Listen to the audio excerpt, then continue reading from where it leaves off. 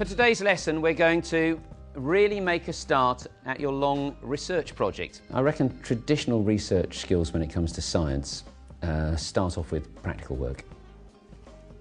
I think the kids getting stuck into doing real experiments to produce real data that they analyse to get real conclusions from is where it all starts from. Rithlington School in Somerset runs a profitable enterprise which forms the basis of its science teaching at Key Stage 4. Traditional research skills underpin that teaching success. What we've done is we've specialised in orchids, and it started by looking at one unit and one assignment for one group of students. It had an impact on the curriculum very quickly. And you're going to set yourself up as a research team looking at how it is you turn these little green dots, which are orchid plants in here at about 6 months old, into orchid plants at about 2 years old that look like that.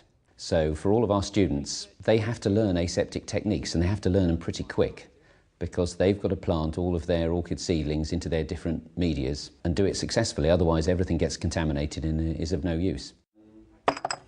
The Orchid Project attracts students both in and outside the classroom. Luke, who's 16, has been involved for 5 years.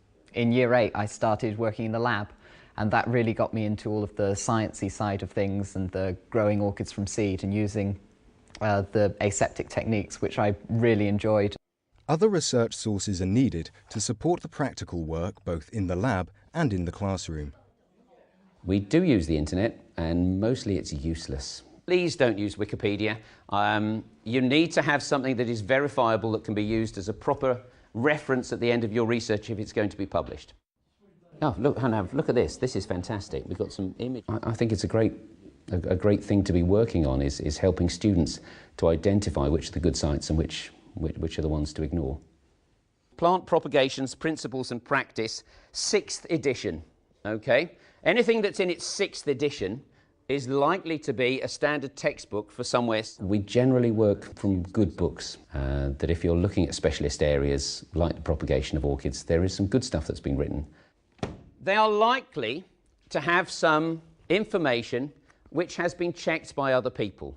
If they are a scientist... Books have been particularly influential for Luke, who has used a single 19th century text to produce a nationally acclaimed research paper on orchids. So when I was out in Sikkim, I was researching the number of orchid species found at different altitudes.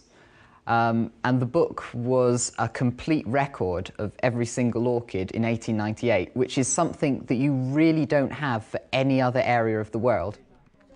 It's not just about books.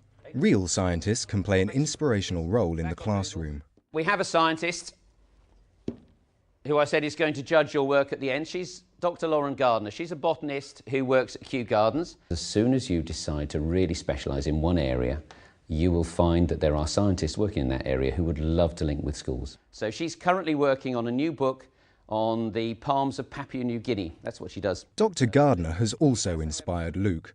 He travelled with her to the Himalayas to carry out field research using the Victorian book King and Pantling as his source. So I was able to compare their survey to my survey and found that on average there'd been an altitudinal rise of 189 metres, which is consistent with what would be expected by global warming. What Luke has done for the first time is give us real science, and it's given me a real appetite to keep providing those opportunities for students in the future.